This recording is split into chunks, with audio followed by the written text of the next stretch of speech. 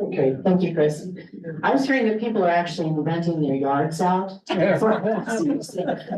eclipse. So just be careful your insurance covers. I'm so glad all of you are here to join us. We are absolutely blessed and honored to have one of our very popular speakers come and talk.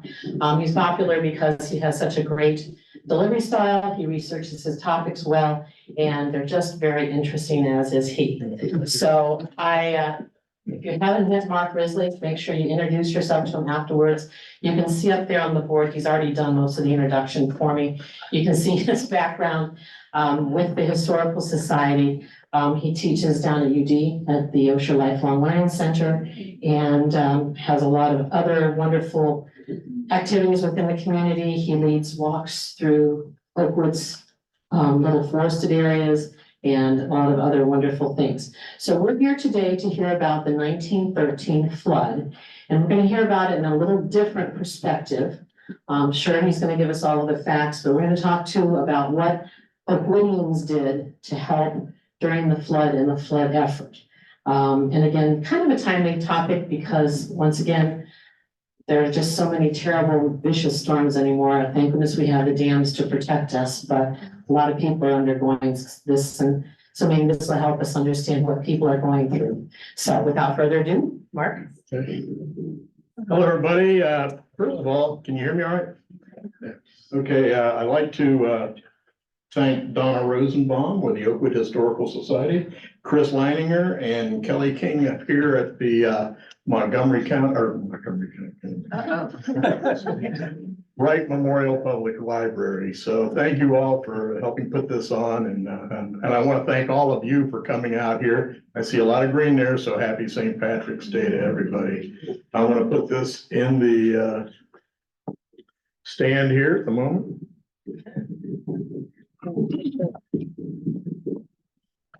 Yeah.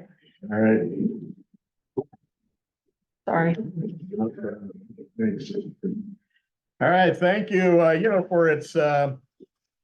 For its size and its location, Dayton is incredibly rich in history. Most of this from inventions we're known about and procedures in local government, and for business, how businesses was established in the early 20th century.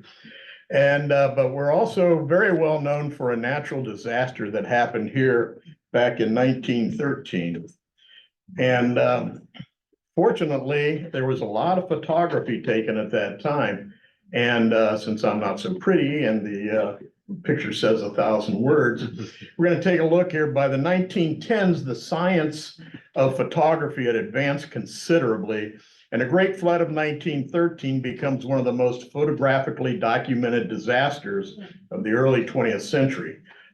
Thanks to William Preston Mayfield, who took a lot of historic photos with the Wright brothers and a lot of Dayton area photographs. If you pick up a book by him, you'll be fascinated the things that you'll see, and some of the memories might bring back to you of places that you had been.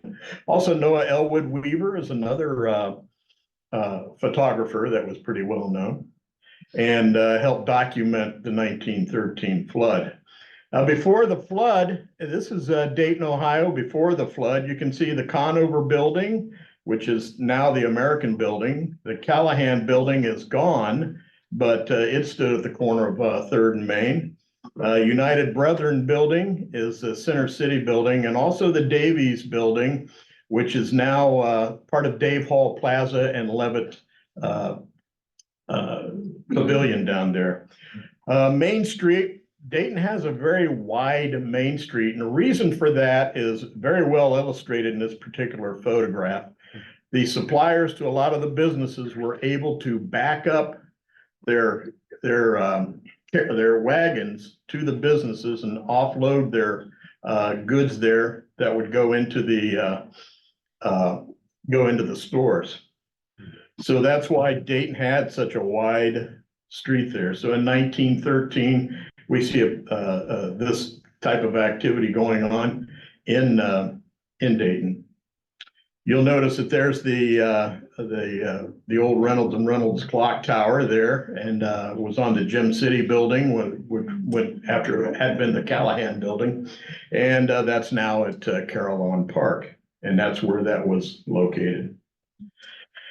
Dayton was a Silicon Valley of the early 20th century. We had the national NCR was there. We had the Wright Airplane Company, Barney and Smith Car Company, and they also in 1910 they had an exposition here and of Greater Dayton. It was the Dayton Industrial Exposition and Fall Festival, and one of their bylines on that was that this was a city of 1,000 factories, and at the time that was probably not much of an exaggeration. There were quite a few automobile manufacturers. Stoddard Dayton was here, and also the Speedwell Company, which was started by Pierce Davies Schenck, who later founded the Duriron Company. And that was the first car company to use the term sedan.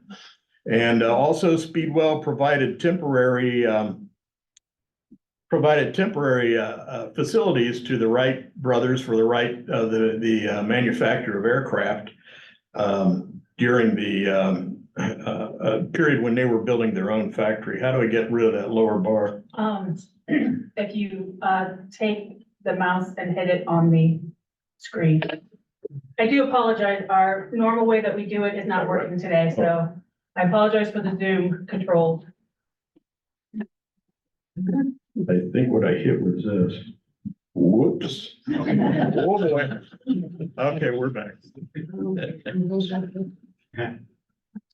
Okay, so let's see.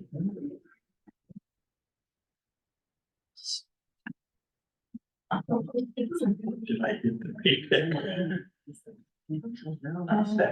Trying to get it to go away. Talk amongst yourselves. It's gone. No, it's up here. Yeah. I think if we do this, yeah. there we go. All right, good. I was telling the Zoom crowd that they can ask questions. Oh, it was my fault. Oh, okay. Well, I thought I did something I usually do. Maxwell was here. They're based in Detroit, but they had two plants here in Dayton.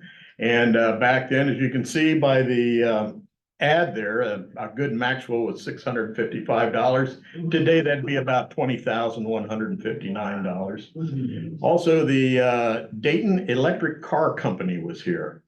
And some of the earliest automobiles were hybrids or electric power.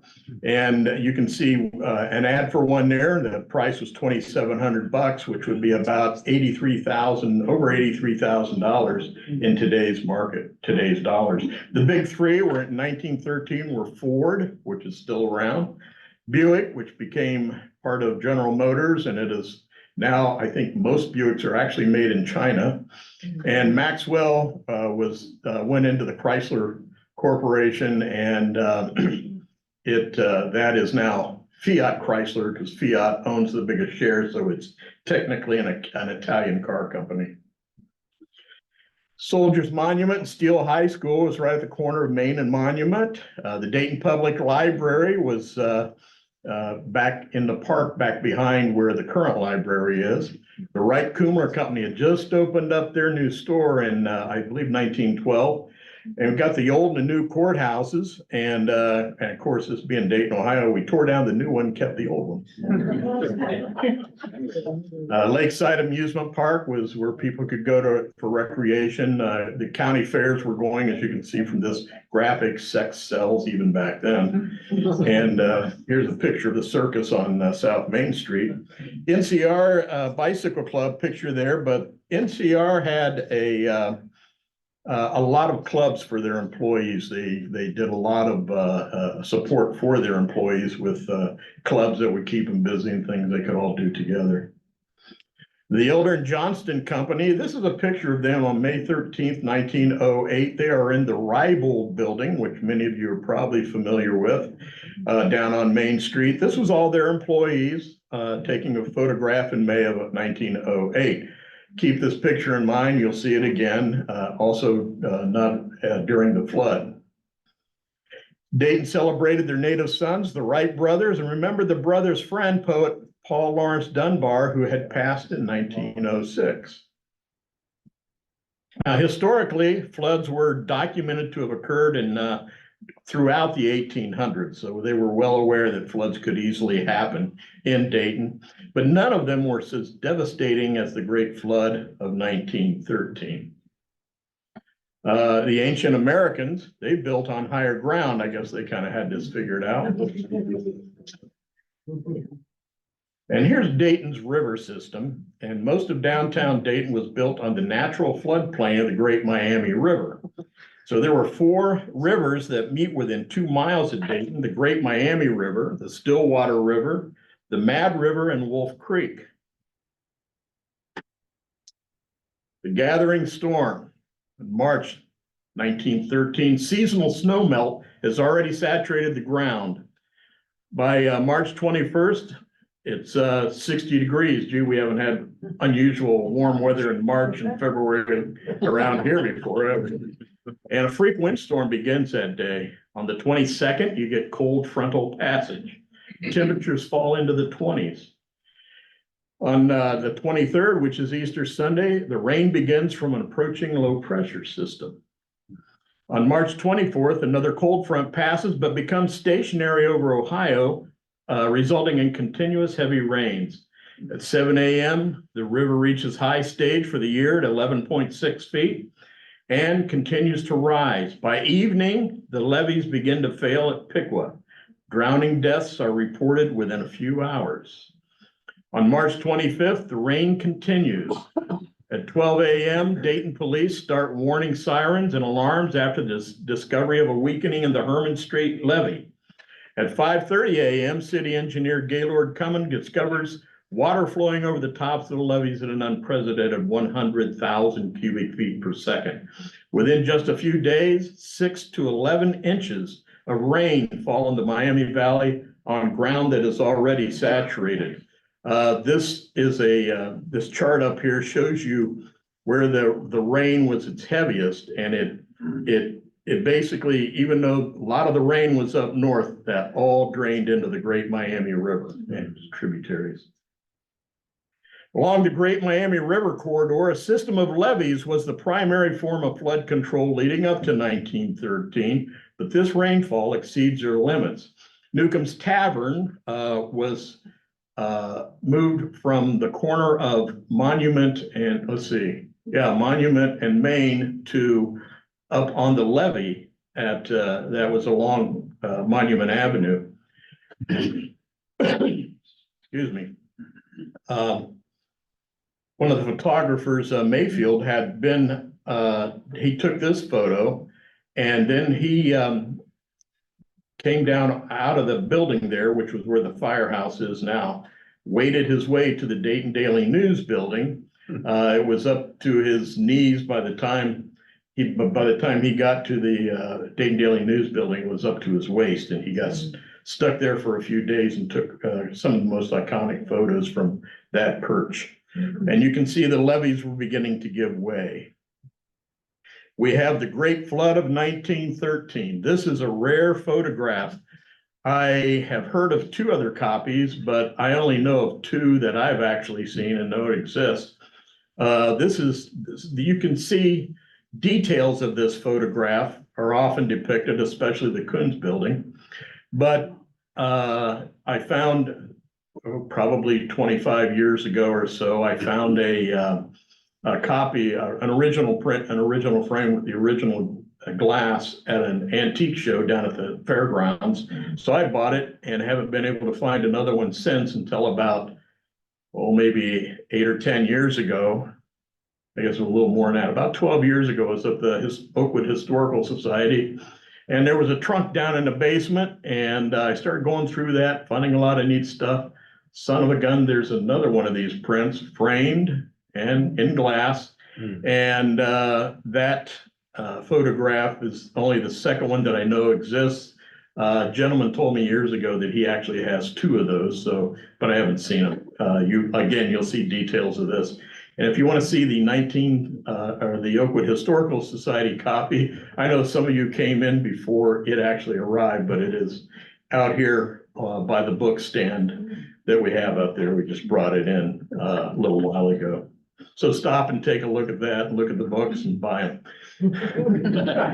Remember the photograph, the Elder Johnson Company, and this is the employees. And in 1913, there's the pretty much the same shot. And that is during the flood.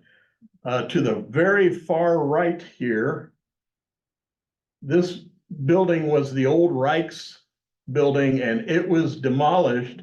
And they were going to put up they were working at the time, this was a construction site where they added on to the Rival building on the north end. So we'll see more of that construction site, or the water over it anyway. So this is a map of the flooded areas that affected downtown Dayton at the time. So you can see that downtown Dayton's right in the heart of it, and all the tributaries backed up as well. And that floodplain filled up, and we got a lot of water in there. This photograph is what's known as a depiction photograph. This was not an actual photograph taken during the flood. We know this because the Lyceum Theater here was moved to that location in the summer of 1913. And if you look closely, you'll see some foliage on the trees. We may get this year with this early spring we're getting. So that kind of tells us that it wasn't, not only does that tell us that it was a depiction photo, but you also see that this photograph, nobody was going to set up a scaffolding during the 1913 flood just to take a picture. Now, you'd think this was taken from the railroad overpass, but that overpass wasn't built until the 1930s. But the water crests at 1:30 a.m. on March the 26th, with a 2-mile stretch of floodwaters along the banks of the Great Miami River, varying in depth from 4 to 26 feet. Here's people being caught in the floodwaters. Take a look at that. The sign here, the Coors 29. You can see where the floodwaters are there. This gentleman is just below his waist. And then you see that the same sign is now much deeper. This is an ad painted on the side of the building for the Shantz Brewing Company. Shantz Beer, and that is Shantz Park. He had a meat packing business and a brewery. And another famous photo is this one of horses swimming for their lives. That's at West 4th and Ludlow. That was taken by Mayfield from the Dayton Daily News building, as was this one. And this is that construction area just north of the Rybold building. So they're just waiting to safety there. This is the Davies building we looked at earlier, and it was from that building that panoramic photo was taken. We have people that are safe at the end on West 2nd Street. We have people up on roofs. Over 100 are stranded at the Beckel Hotel. This is the new Reich Kumler Company. And you'll notice that this plaque is right there, and that is down at Caroline Park on exhibit there. Again, here's the Davies building on Main and 4th Streets, and that's that construction site. Here's the Coons building.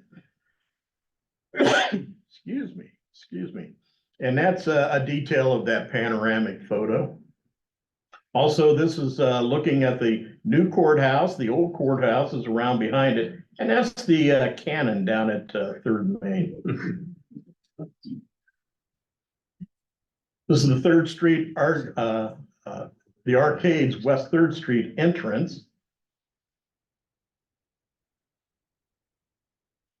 And people began coming in, and of course anybody that had a boat was getting out there and trying to bring people in. So here they are bringing in the stranded. This is looking north from the fairgrounds. And you'll see here at Wayne and Wyoming, this was the old Walnut Hills bar that was there, where I met Mrs. Risley, by the way. We won't go there. And this is Jimmy's Ladder 11. So that's from back then, and this is what it appears to be now. So just to give you bearings on where that is in case you didn't make it down to the Walnut Hills bar. We see here a view of Apple Street from Miami Valley Hospital Hill, and you can see rescuers. The waters are already receding, but rescuers are still out there. And you can see the high water marks on some of these houses where the water had been. Excuse me. Talk amongst yourselves. You don't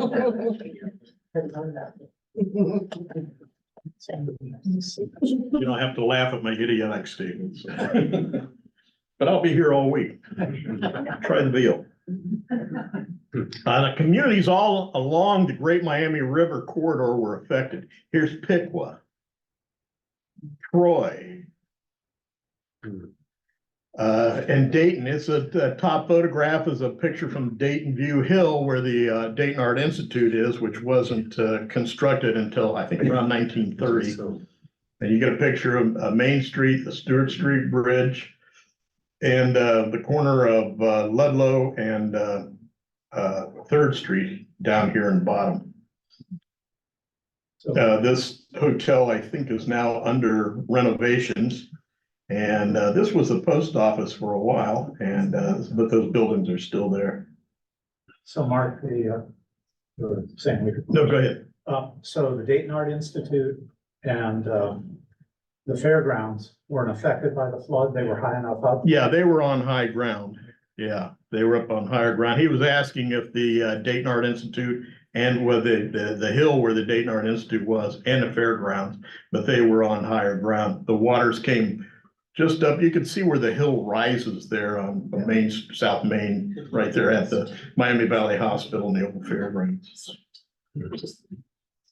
West Carrollton, that's a river town, close enough to the river. And Miamisburg, that's about as river town as it gets. So it got pretty well flooded out as well. Down in Franklin, Ohio, another city along the river. This is Police Officer C. Donlin. He saved many lives during the flood. And at Middletown, Twin Creek entered the Great Miami River north of Middletown, adding to the flooding there and at Hamilton. This is Hamilton. This photo on the lower right here was taken at the time, just at the moment of the bridge collapse. You can see where the waters and debris packed up in front of that, and eventually the bridge failed. The reason these gentlemen are running is because those rivets are coming out of that structure like what's called deer shot. So no doubt they're running for their lives to avoid being hit with that. Let's take a look at the rescue. Now we've got the flood, we've got waters are up, they're starting to recede, but many people are still trapped in their homes. They got people in, rescuers get in by lifelines and power lines. The power was shut off at the time, so they were able to take these, crawl across some of these wires to get into the flooded areas. They put these lifelines up, they tie them between phone poles and trees, fence posts, anything else that was out there. And that way, as you can see, that's the water's running there. These gentlemen could hold on to that, and if they got slipped, they could grab a hold of that rope and hold on to it. If somebody was being washed along, they could reach up and grab that, stop from being washed away. John H. Patterson of NCR directs his workers to build relief boats quickly to be dispatched to rescue those in peril. These relief boats were built from cash register shipping crate materials. John H. Patterson was instructing sales at Sugar Creek. Here's a picture of him back about that era. Also, and here he is down overseeing rescue efforts from the water's edge. He had done this before in the 1800s with other floods. He would participate in trying to get the rescues going at that time. Does anybody recognize this gentleman? I know Dave does. He was, I think, vice president of sales at NCR. Did something to make John H. Patterson not happy. So John H. Patterson fired him. Well, he thought these machines that they were building would have been good for businesses and perhaps he could sell them internationally. So he went on to co-found International Business Machines, or IBM. He's Thomas J. Watson. To this day, they have some kind of a computer program called the Watson. Here we are down along West 3rd Street, people canoeing by there. Here's an older couple being rescued by NCR relief boat. Got a little, whoops.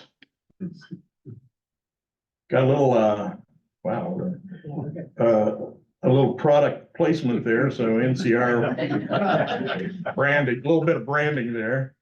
And they are keeping their feet dry by the, at water's edge there. This is an interesting story. 26-year-old William G. Sloan was in the American Negro League and was an outfielder and pitcher for the Dayton Marcos baseball team. During the flood, he went to the Dayton D Handle Company and asked for permission to use their small boat for to rescue residents trapped in the floodwaters. When the owner refused, Sloan produced a handgun and commandeered the boat with 2 other men. Over 3 days, Sloan rescued at least 317 people, including his own 1-year-old son, James, and Leroy Crandall, the owner of the boat. For his efforts, Sloan was recommended for the Carnegie Medal. Jesse O. Landis was a farmer from Inglewood area, and he lashes empty barrels to his wagon to make it float and drives his horse team to Dayton and into the waters to rescue victims. Nelson Talbot and Frederick Patterson, 2 young gentlemen from prominent area Dayton families, retrieved 162 flood victims using only their canoe. Here we are waiting and watching at river's edge. They would stand there to see if the waters were coming up, if they were going down, if anybody was floating by. So they were just kind of keeping an eye on things down there. Hey, Mark, Yes. quick question on the NCR boats. Do any of them survive? None of them survive. Yeah, none of them survive. There is a reproduction down at Carillon Park, and you can actually see one in the exhibit down there. Here's the headlines. By this time, Patterson had pretty much gotten very, very involved in the recovery efforts there. And as you can see, this Dayton City Undertakers is a notice in there for Patterson wants to meet with the undertakers at the office building of NCR at 8 o'clock, and that was to discuss the removal of people who are victims of the flood. Also, it says the occupants, a warning that the occupants of every house is required to build a cesspool in the backyard sufficient large as to hold the excretes. So you kind of had to make your own outhouse out back. So National Guards are called in, and we're going to take a look at the aftermath. There's Monument Street right there. It's full of mud and everything. The casualties, there's 360 in Dayton, but as we go up and down the river and look at all these different cities and municipalities that are affected, even farmland, there was over 850 had passed away. The NCR livery, which was down near where WHIO is now, that was used as a temporary morgue. There's a photograph of a victim being removed on Main Street past the courthouses. There's 1,427 horses were victims of the flood. Over 2,000 other animals were lost. This is one family's sole survivor. He looks like he's looking for his lost owners there. I don't know if you can see that or not, but this is a horse that's been caught up in the girders of an old bridge. This is a horse, a horse that's on the inside of the Capel Furniture Company in downtown Dayton. Houses got tossed about like toys. And you can see the aftermath of that. These houses were everywhere. 532 automobiles are ruined, along with numerous wagons, buggies, and trolleys. I call this the lost beer barrel. It's a Department of Public Safety vehicle, and that beer barrel has landed on top of it. And it kind of looks like this guy is saying, what, beer barrel? Hey, you might look up the alley that way. And this guy's going, no, wait a minute. You know, it's the beer. Many railway trolley cars were damaged or ruined. You can see the one in the upper left-hand corner of the car was carried 250 feet and lodged into a cellar of a home. The one in the lower right-hand corner is in front of Steele High School, which had some damage to the turret on the edge there. We'll get to that in a minute. It was the beginning of the end for the Barney and Smith Car Company. They were established in 1849, and the flood forced it into receivership in 1913, and it closed completely by 1921. But months after the flood, materials from Reckworth Lumber Company and the Barney and Smith Car Company were found as far away as the Gulf of Mexico. 15,420 ruined pianos. They were everywhere.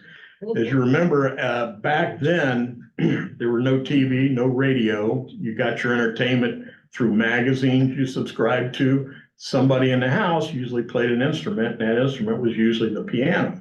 So there was a lot of those upright pianos in people's homes. And the flood took care of over 15,000 of them. Dayton Public Library got hit hard. They lost tens of thousands of volumes. Carnegie Institute, I believe they donated another 50,000 to them after the flood and after everything got cleaned up. You can see the floodwaters went through the building and pretty much devastated it.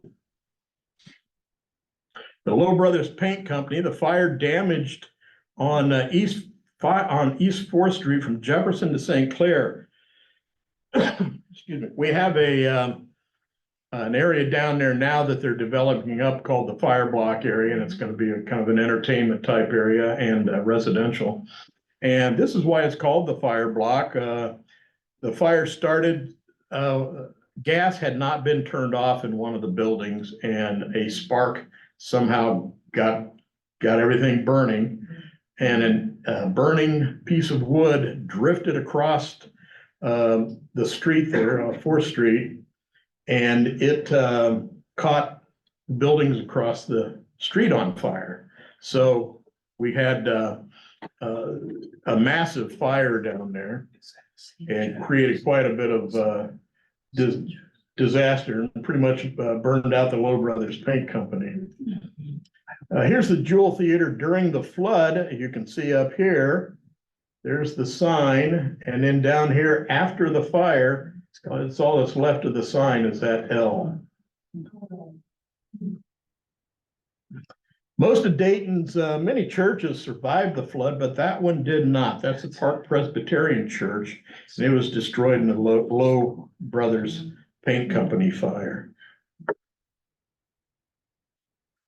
Steele High School is at Main and Monument.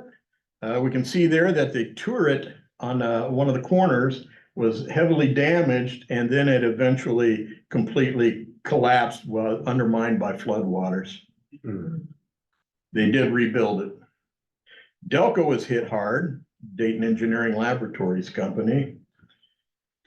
And many Dayton businesses just were devastated there. The Dayton Paper Novelty Company, boy, that was a bad business to be in during a flood. The Leonard Building was on Main Street. It collapsed, and it was next to Traxler's Department Store. We'll look at that in a moment.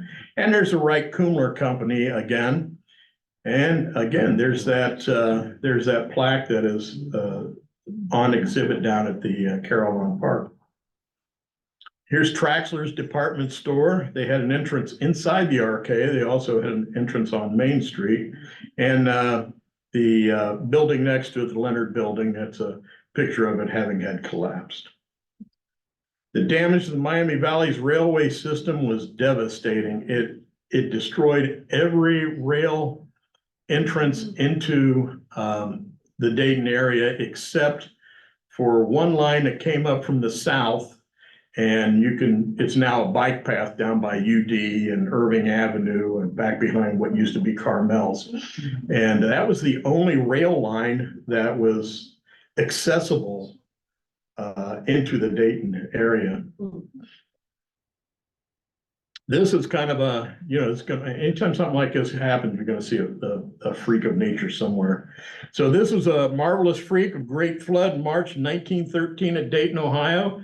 A 2,000-pound beam carried for many blocks and floated on the windowsill without even breaking the glass. So it's propped up on this porch. Whoops, got it? Sorry. You can see that it's propped up on this porch rail and on this windowsill. So it was just kind of one of those freaky things. Here's another freaky thing that happened. A slight predicament. You had a horse and a mule that were stuck up on a roof, and we're gonna have to figure out something to get those guys down.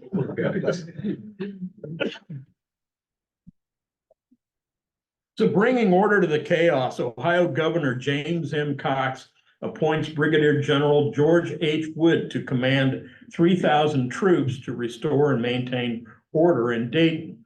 All the stars kind of start coming into town. There's a Secretary of War, Lindley Garrison, and Senator Theodore Burton of Ohio. They arrived in Dayton.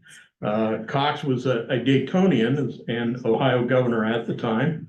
General George H. Wood is seated there at the desk, and Charles Parrott was a former secretary and treasurer of the Lowe Brothers Paint Company. Hey, why not? He's out of work. The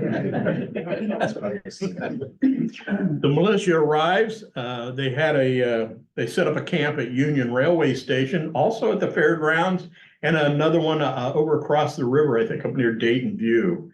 So there were several encampments there where they could help maintain the order there.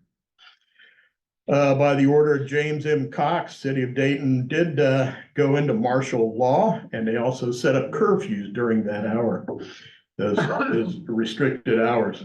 One of the things I point out down here at the bottom, it says violators of these orders will be promptly arrested and confined until such a time as they can be tried by the proper military tribunal.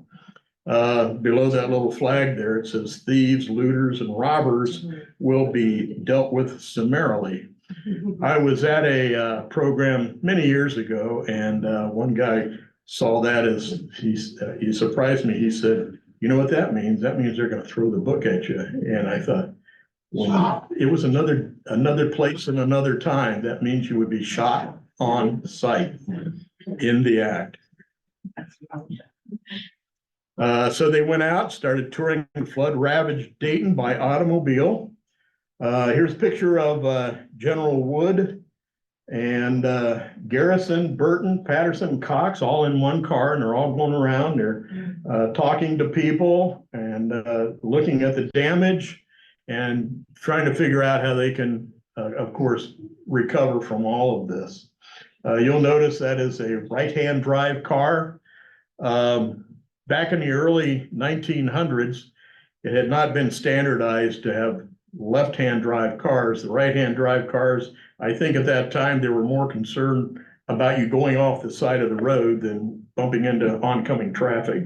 So then we eventually figured out everybody knows how to drive a straight line. Let's watch out for the other side. Here's the relief effort. We'll get into that. It was John H. Patterson that said, a great disaster is going to fall on Dayton. We must prepare to house and feed the people driven from their homes. I now declare NCR out of commission, and I proclaim the Citizens Relief Association, much to the surprise of his division chiefs. So NCR sets up flood relief operations. They want people with motorcycles that can get into some of these devastated areas and help rescue people.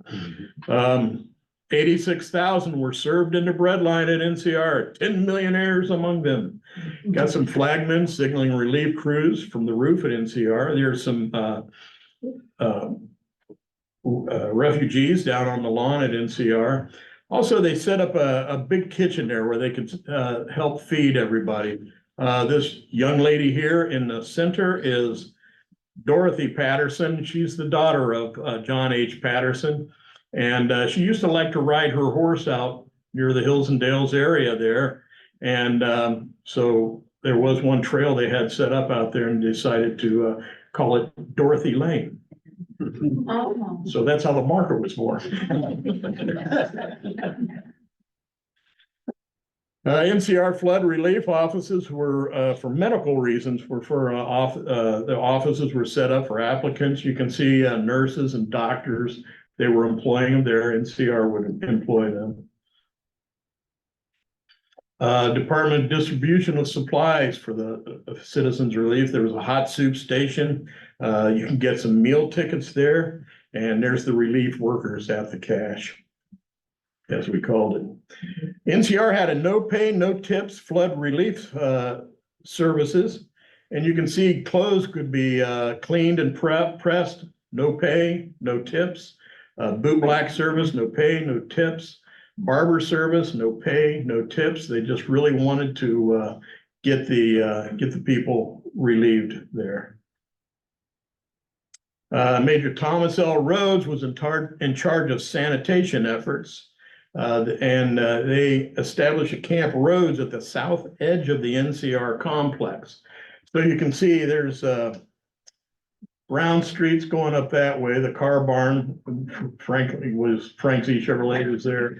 Caldwell Street is still there. The camp was all set up there. And this leads up Far Hills going up the hill there. Relief supplies arrived in Dayton by truck, by horse-drawn wagon, by train, and by boat. Remember, there was only one rail line into Dayton at the time. We'll take a look at the refugees and look at some of the information on them. There were over 65,000 residents that were displaced by the flood. Many are given shelter in homes throughout the flood-free areas in and around Dayton and at relief stations such as NCR and St. Mary's College, which is now the University of Dayton. St. Mary's was uniquely situated and equipped to provide relief to flood victims. Because students had not returned to campus from Easter break, the college was amply stocked with food and other provisions. Due to its location on the hill, electric light and heating plants were not affected. A plentiful clean water supply was available, and the college had other essential facilities such as laundry and an infirmary. In addition to meals for the refugees, the college's kitchen would provide meals to Miami Valley Hospital, whose own kitchen had been crippled by the flood. And the college provided 12,000 pounds of provisions to St. Elizabeth Hospital. The first night, 400 refugees took shelter at St. Mary's. By the end of the week, the number had grown to 600. All in all, the college assisted 800 refugees. Everybody began pulling together too. The relief committees were formed throughout the Dayton area and surrounding towns and farms. Their members went house to house asking for anything that people could give, such as food, clothing, or fuel.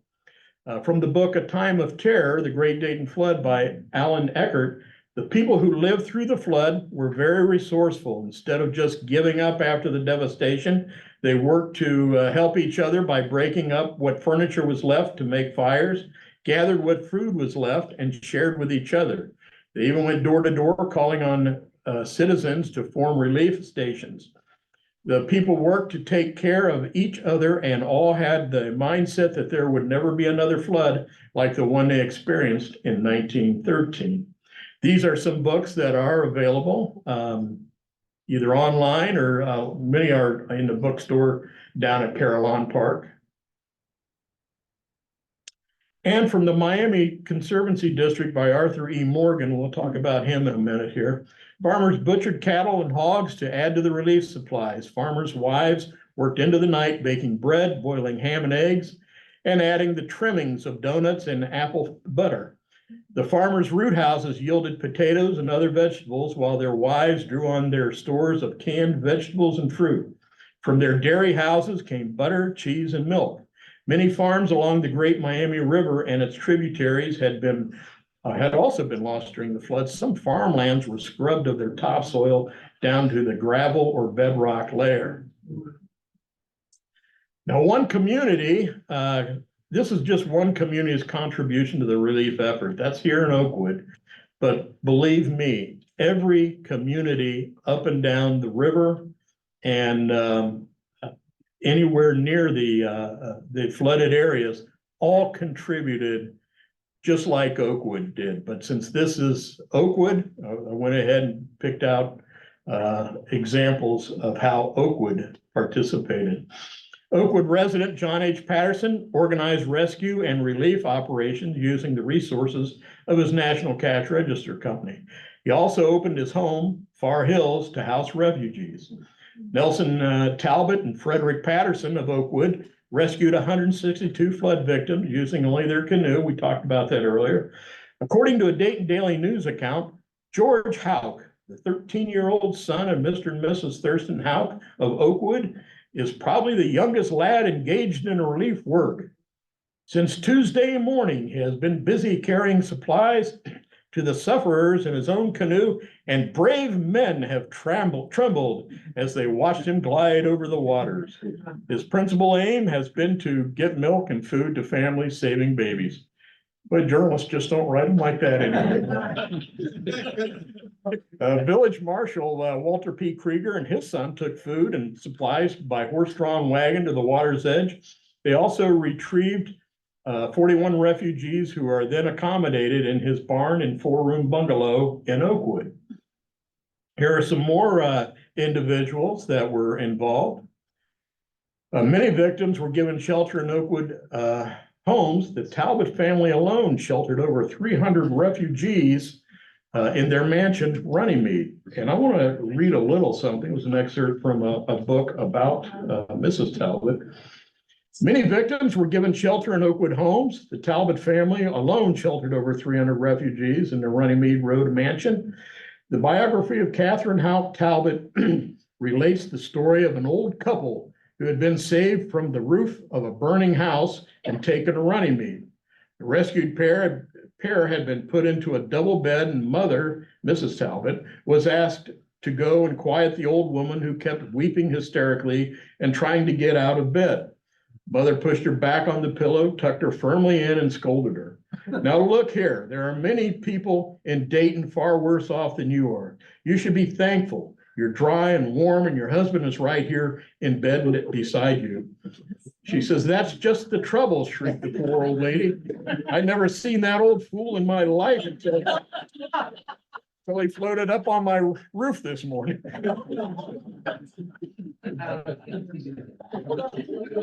At Brigadier General George H. Wood of Oakwood commanded military operations in the affected area.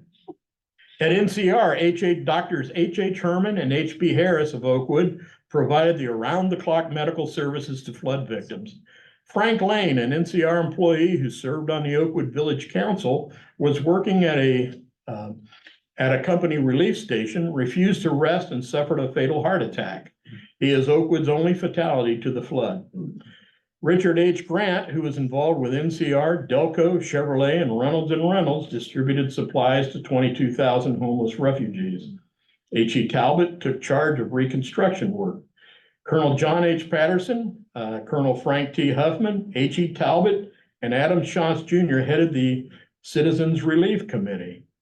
Now, mass migration to Oakwood after the flood, not really. Oakwood was already established. Building was already going on. No doubt, a lot of realtors used it as a selling point to be 600 feet above or 300 feet above 3rd and Main. But the railroad map or a trolley line ran through up into Oakwood, and that's a picture of that on that 1875 map. Now we got to look at the cleanup. Mother Nature made this mess. Now we all got to clean it up. You can see this gentleman here, and you can't dress You can't be overdressed to clean up on mud from the floor. Here we are scrubbing up the businesses, shoveling the mud out of these buildings, picking up life's pieces, the young couple down there in the lower right, and salvaging the cash register. It's Dayton, Ohio. You got to save the cash register.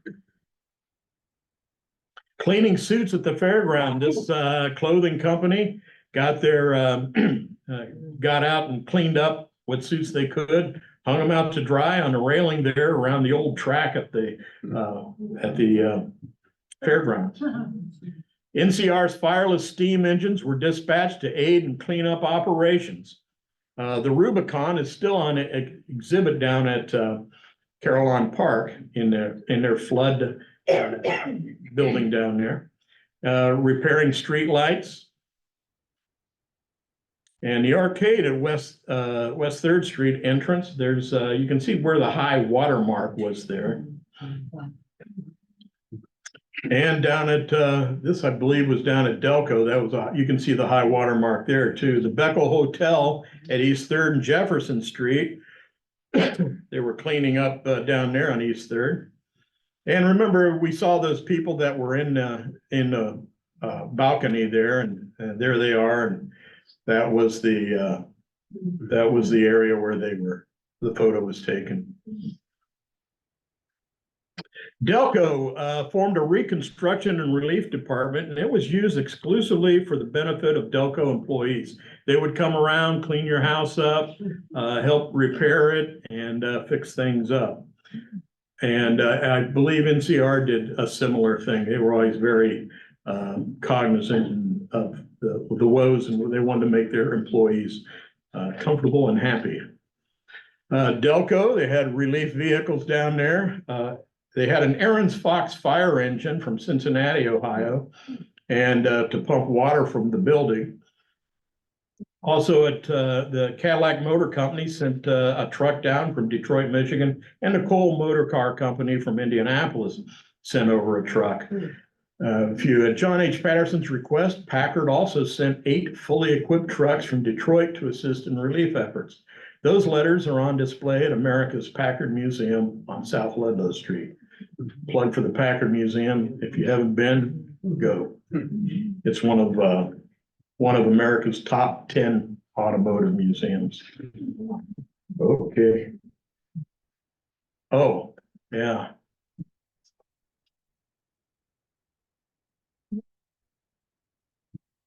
And this gentleman right here is Charles F. Kettering. Eventually, we had signs of hope. This banner reads, "Cheer up, we've had our time of flood and gloom. We've neared the awful doors of doom, and some have entered in. But now the sun of hope peeps out. Old troubles we can put to rout. So grin, gosh darn it, grin." We see these signs going up. You see it at Lewis Traxler Company. "Don't worry, Dayton is all right. Get busy. Hooray for Greater Dayton. Our second floor open for business." The Conkle Cloak Company. Everybody's having a flood sale. Excuse me. And Dayton is back in business. This is the Rival building again. And that's where the Elder and Johnston Company was. Maxwell Motor Company, men report to work at all plants. We have a shoe outfit there, and a cigar company, and a clothing place. They're all opening up again. The Wright Kumler Company reopened selling cleaning supplies. They knew their business. And note the high water marks on the pillars there. Here's the flood by numbers in Dayton. There was 360 casualties in Dayton, 65,000 residents displaced, 1,000 homes destroyed, 2,000 more homes required raising, 20,000 homes affected, $200 million worth of damage or property loss, and that's about 6.2 million in 2024. Pardon me? Billion. Oh, billions, yeah. You know, with Congress these days, with billions of dollars. All right, and 1,427 horses lie dead in the streets, a 2-mile stretch of water from 4 to 26 feet deep. 133,600 wagon loads of debris are removed from the city. 58 train car loads of disinfectant are used. 13,991 houses, cellars, and premises were cleaned and disinfected. 84,325 house inspections were made. Cleanup and rebuilding efforts took about 1 year to repair the flood damage, and the economic impact of the flood took most of a decade to recover. So what was the citizens' response? Remember, they did not, did you want me to go back on that? No, I'm fine, thank you. Okay. The citizens' response, remember, they said they never wanted this to happen again. So James M. Cox, in March of 27th, a few days after the flood, appoints a Citizens Relief Commission with John H. Patterson, F.T. Huffman, Edward A. Deeds, Adam Shantz Jr., and others. On May 2nd, the committee begins a 10-day fundraiser, which raises over $2 million, and that's $61.5 million in 2024, from 23,000 subscribers. The committee hires engineer Arthur E. Morgan of Morgan Engineering Company to head the flood control program. Morgan submits the preliminary report on plans for flood control. That was in October, and it's presented to the public on the next day. On October 25th, this recommendation is approved by consulting engineers. 1914, the following year, a conservancy bill, the Vonderheide Act, is drafted and approved. The Miami Conservancy District is established. Over the next few years, planning and funding are accomplished. Construction of the 5-dam flood control system begins in 1918 and is completed in 1922. They had a big flood fund campaign graphic was being prepared at the NCR livery, and that is Arthur E. Morgan in the lower right. So For the Love of Dayton was the push to get this flood control system going. Excuse me, And they had several, yes, ma'am. what was the controversy with the Vonderheide? That- the Miami County people were against it, but I don't know why and what the act required that they were against. Yeah, the question is, what was the controversy with the Vonderheide Act? And I'll admit, I know there was some, but I don't know. can't quite recall. There was some kind of, yes, sir. They lived up north, they were on higher ground. Oh, yeah. Those on But higher ground, some people were affected up there. right, but those that were on higher ground weren't as concerned. Apparently- Thought it So didn't they affect- didn't care about it. And I'm No, just, they didn't. I'm saying this for Zoom, but apparently the people who lived further up north were mostly on higher ground, so they were not so much approved of the Vanderhyde Act, which would require them to pay. Yeah. They thought it was a Miami Valley. Yeah. problem. So mostly a Miami Valley thing. Thank you. So there's the Flood Prevention Fund rally courthouse. Thank you. Young to old all contributed there. This was kind of a promotional photo with an old man and a young boy are giving some money. There were prominent citizens involved. There's John H. Patterson and Catherine Wright, sister of the Wright brothers. Remember the promises you made in the attic. That was their byline. Now, Arthur E. Morgan was later became the president of Antioch College, and there he is with his wife Lucy in their Yellow Springs home on Limestone Street. Morgan's flood control plan was this: widen the river basins to contain more water, improve the levee system to further contain the water, and build a series of 5 what's called dry dams to limit the amount of water that can come into the Dayton area there.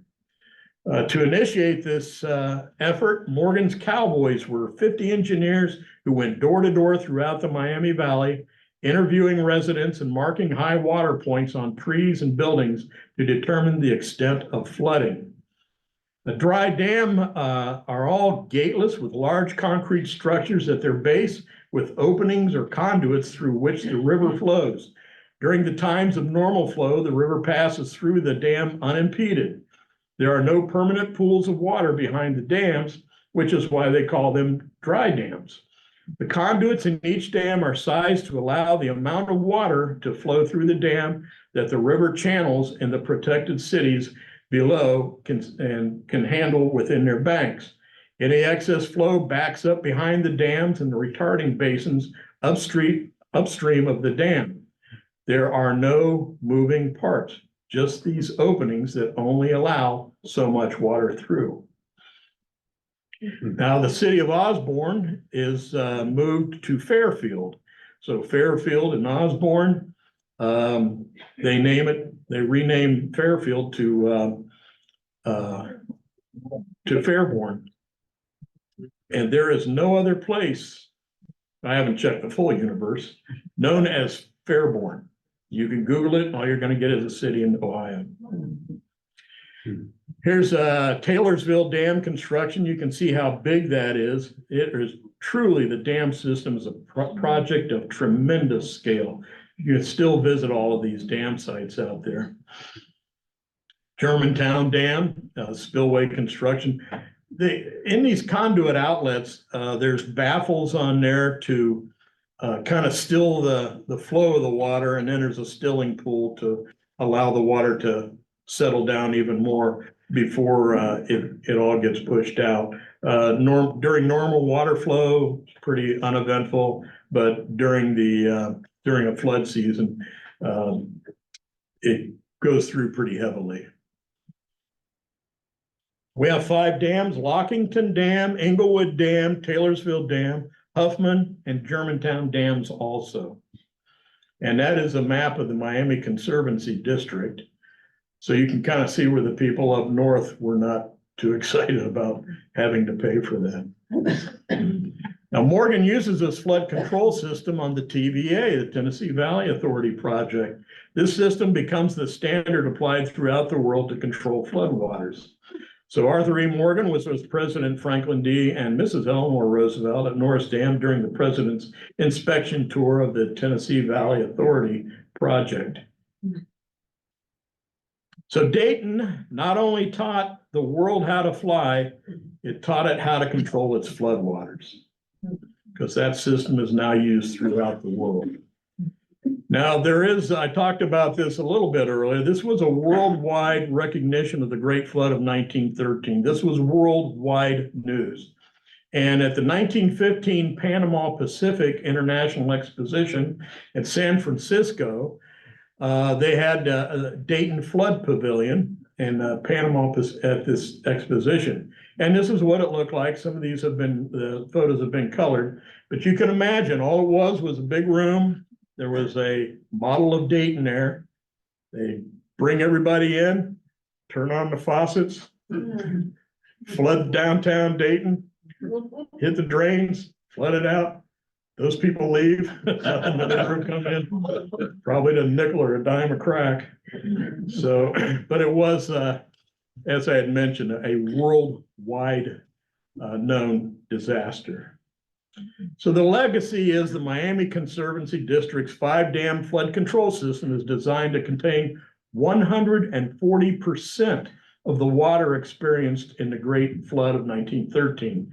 There has been no major flooding since the system's completion in 1922. Today, the Miami Conservancy District continues to monitor and maintain the 5 dams.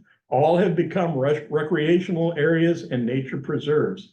Major funding comes from assessments paid by property owners who receive benefits from the services provided by the Miami Conservancy District. And that's their headquarters down there at the bottom on Monument Street.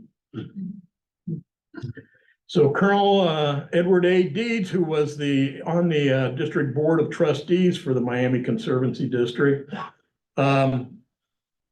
he stated, whatever the problems of the Miami Valley and its people will be in the future, floods will not be one of them. But I hope the lessons learned in those harrowing days of the flood itself and in the years which followed will never be forgotten. For they teach far more than how to bridle angry waters. They provide at least one example of what men and women can accomplish when they work together with unconquerable spirit toward a common goal.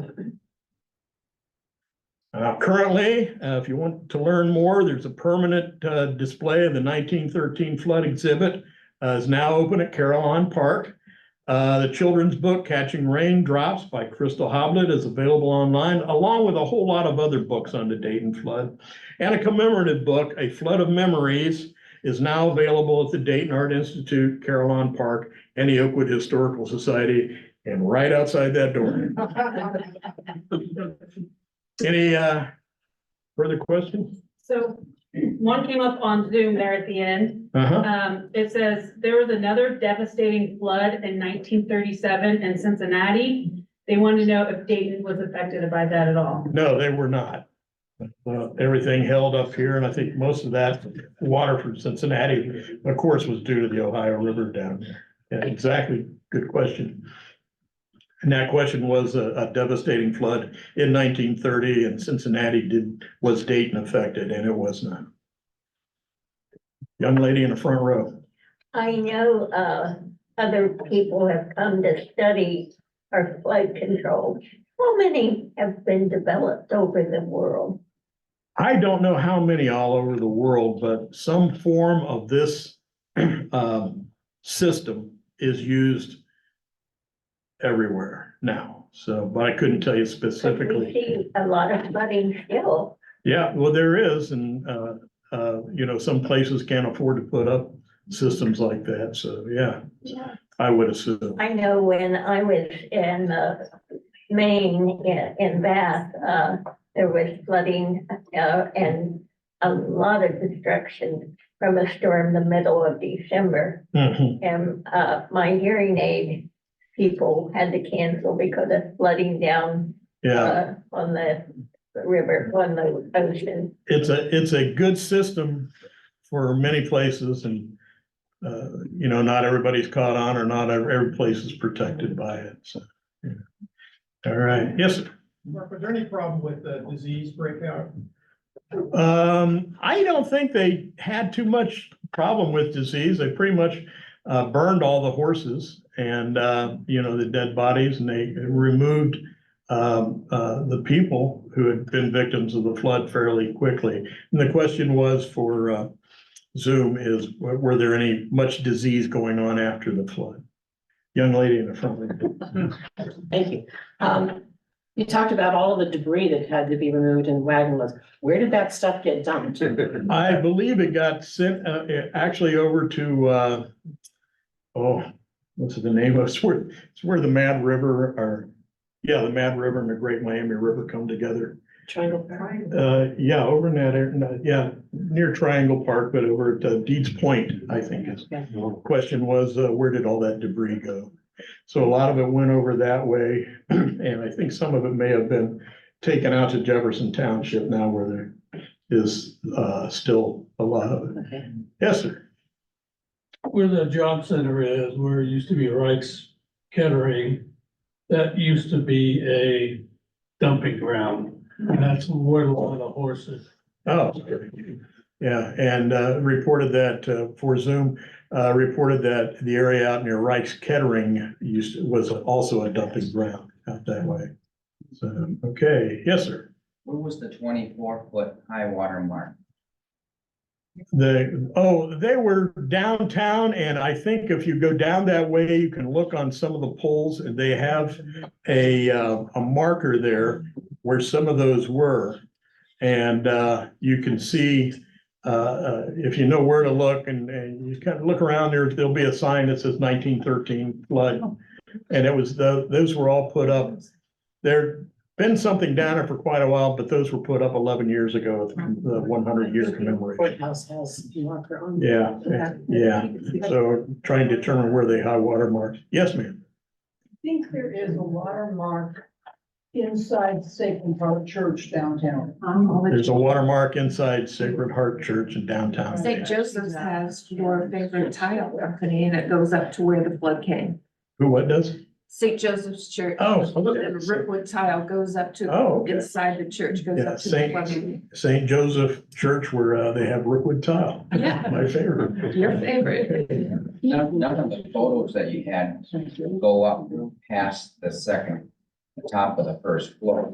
And at 26 feet, that would be at the top of the second floor. Yeah, pretty high. So- Took a bit harder time to get there. Okay, well, I am with the Oakwood Historical Society, and you can look for us for upcoming programs and events on oakwoodhistory.org. Two things I want to mention right now: Hidden Parks of Oakwood will be Sunday, April 14th, and at 2 p.m. In the heart of Oakwood are nearly 2 miles of wooded trails. This walking tour will explore the history, nature, and geology of the 3 parks.